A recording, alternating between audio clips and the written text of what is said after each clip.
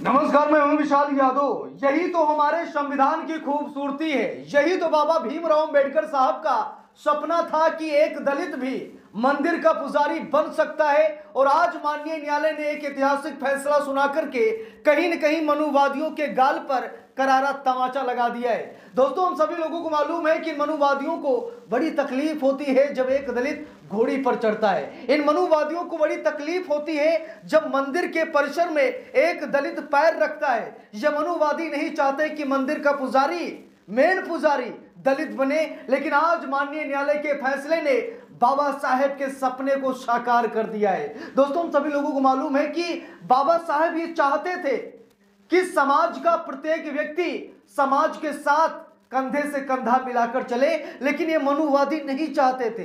ये मनुस्मृति की बात करते थे। और आज हमारे देश की अदालतें भीम स्मृति की बात करने लगी हैं। अदालतों को लाखों सलाम, जस्टिस साहब को लाखों सलाम। अब दोस्तों, यहां पर खबर देख लीजिए। खबर में साफ साफ लिखा है, किसी विशेष जाति या वंश का ही नहीं हो सकता मंदिर का पुजारी। धर्म में ऐसा नहीं लिखा है। माननीय न्यायालय ने यह फैसला सुनाया है। माननीय न्यायालय ने कहा है कि जरूरी नहीं है कि इसी जात का व्यक्ति ही मंदिर का पुजारी बने। और ना तो संविधान में ऐसा लिखा है और ना ही किसी धार्मिक ग्रंथ में ऐसा लिखा है कि इसी जाति का व्यक्ति मंदिर का पुजारी बने।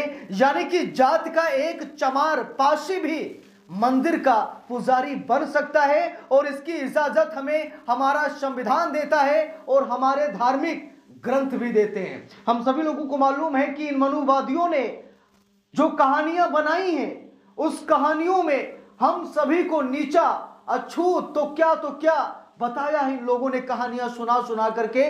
लेकिन अब बात इतिहास की होगी, अब बात पुराण की होगी और अब बात संविधान की होगी। मनुवादी ये सोच लें। अब यहां पर देखिए खबर में क्या लिखा है, जरूरी नहीं कि किसी जाति विशेष या वंश का ही व्यक्ति मंदिर का पुजारी बने। धर्म में ऐसा नहीं लिखा है। हाई कोर्ट का ये आदेश है।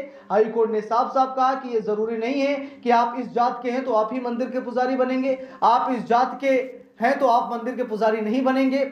यानी कि अब हाई कोर्ट ने भी क्लियर कर दिया है। देखिए यहां पर लिखा है, खबर में साफ साफ लिखा है कि मंदिर का पुजारी किसी विशेष जाति या फिर वंश परंपरा का ही हो, ऐसा कहीं भी धर्म ग्रंथों में नहीं लिखा है। इसके अलावा संविधान भी ऐसी किसी परंपरा को संरक्षण नहीं देता।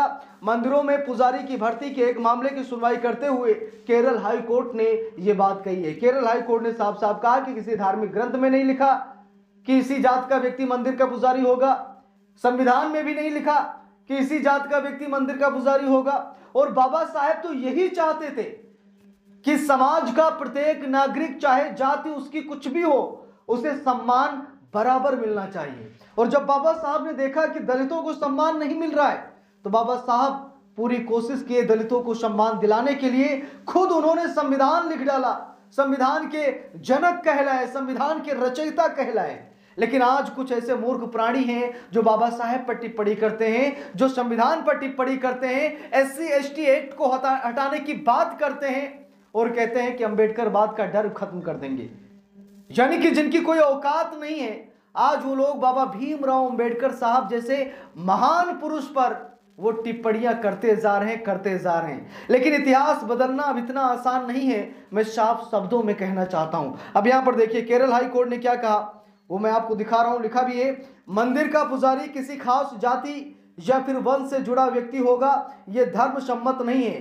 केरल हाई कोर्ट ने एक मामले की सुनवाई करते हुए यह बात कही है। अदालत ने कहा है कि यह हिंदू धर्म के ग्रंथों में कहीं भी वर्णित नहीं है कि किसी विशेष जाति का शख्स ही मंदिर का पुजारी हो सकता है या फिर किसी वंश का व्यक्ति ही मंदिर का पुजारी बन सकता है। यदि कोई ऐसा चाहता है कि किसी खास जात के लोग ही मंदिर के पुजारी हों, तो उसे संविधान से भी कोई संरक्षण नहीं मिल सकता।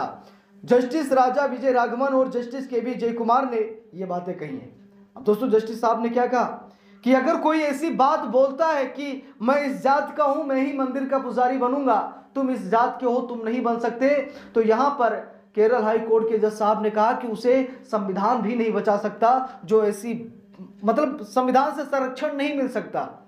अगर कोई ऐसी भाषा बोलता है तो उसे संविधान का संरक्षण प्राप्त नहीं होगा। यह गैर कानूनी है, यह लोगों के मौलिक अधिकारों का हनन है, स्वतंत्रता की आजादी का हनन है और उसके ऊपर कार्रवाई जरूर होगी।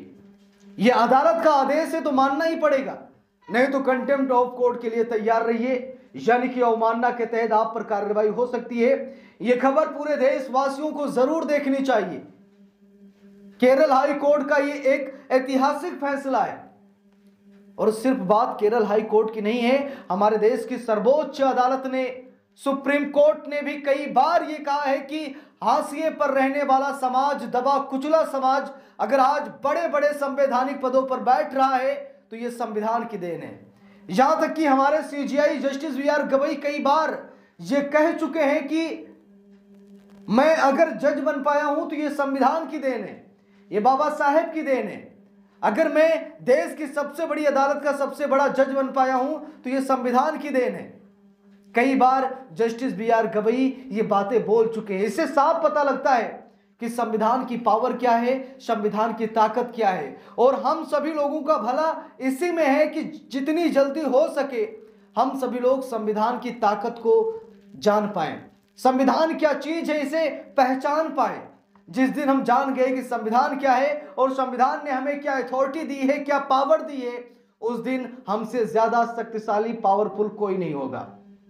आजकल देखते हैं कहीं किसी को उसका ही पेशाब चटवाया जा रहा है, कहीं पर किसी के ऊपर पेशाब किया जा रहा है, कहीं मारा और पीटा जा रहा है, कहीं क्या तो कहीं क्या दृश्य नजर आ रहा है। लेकिन यह दृश्य उस दिन खत्म हो जाएगा जिस दिन आप अपने अधिकार को जान जाएंगे, जिस दिन आप बाबा साहेब को पहचान जाएंगे। मंदिर में रखकर बाबा साहेब की पूजा करने से कुछ नहीं होता है, उनके चले बनाए गए रास्ते पर चलना ही उनकी सबसे बड़ी सेवा है, सबसे बड़ी भक्ति है। बाबा साहब यही चाहते थे कि मैंने संविधान बना दिया, मैंने आपको अधिकार दे दिए, अब इस अधिकार का अनुग्रहण कीजिए, इस अधिकार को समझिए, इसकी परिभाषा समझिए। जिस दिन आप इसकी परिभाषा समझ जाएंगे, संविधान को जान जाएंगे, उस दिन आप देश के सबसे शक्तिशाली व्यक्ति बन जाएंगे। तो मैं आप सभी लोगों से सवाल पूछ रहा हूं, उम्मीद करता हूं आप सभी लोग इसका जवाब देंगे। माननीय न्यायालय ने यानी केरल हाई कोर्ट ने जो ये आदेश दिया है, इस पर आप सभी लोगों की क्या राय है, आप लोग कमेंट बॉक्स में जरूर बताइएगा। और अगर आपके साथ अगर कोई ऐसी घटना घटित होती है, आपको अगर मंदिर का पुजारी नहीं बनाया जा रहा है या फिर बनने पर विरोध किया जा रहा है या किसी भी तरीके से आपको परेशान किया जा रहा है, तो आप कानूनी प्रक्रिया जरूर अपनाएं, जीत आपकी निश्चित है। तो इस पूरे मामले पर आप सभी लोगों की क्या राय है कमेंट करके जरूर बताइएगा। वीडियो को लाइक शेयर, अगर चैनल पर नए हैं सब्सक्राइब करके सपोर्ट कीजिएगा। मिलते हैं दूसरी वीडियो में, तब तक के लिए बहुत बहुत धन्यवाद।